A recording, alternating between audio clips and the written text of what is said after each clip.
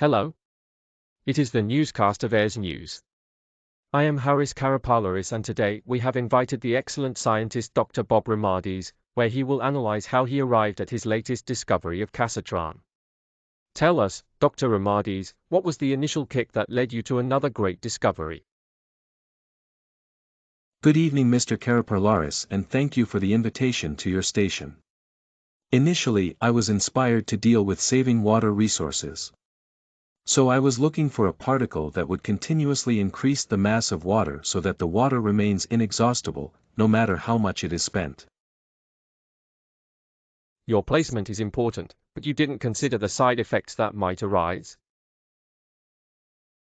To be honest, this parameter did not cross my mind, so the situation got a little out of hand. When you say escape, what exactly do you mean? A. How to make it understandable for ordinary people who have no knowledge of quantum mechanics. I was on an asteroid when I was experimenting, and at the moment of finding the particle, the asteroid fell into pieces. Just so I can understand, you found the casatron particle, but every time it is used it will cause havoc. Exactly. If applied to a planet, what will be the result? Because your colleagues have repeatedly emphasized that in this case it will cause chain reactions. For example, while it will increase the water reserves, it will dilute the mountain masses, resulting in massive landslides.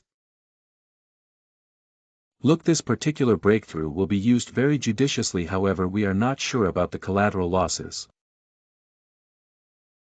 Maybe you will need to rethink the application of your discovery, because if I understand correctly, whole areas will disappear from the map. It would be remiss of me, Mr. Karapαρλάρη, not to point out that alongside the casatron, an older technology of mine, that of the condensation of matter, will also be used. If my memory serves me right, didn't the sources of water dry up 10 years ago on the planet Venus?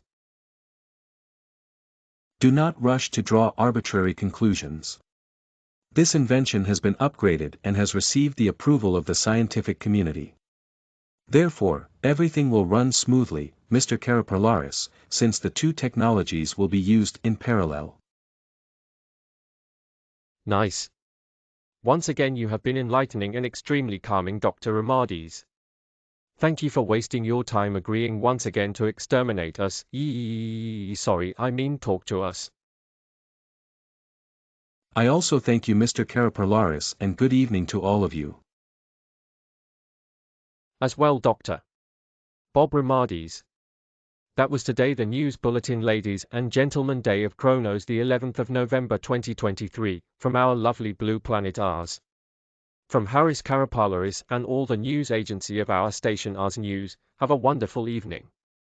Goodbye.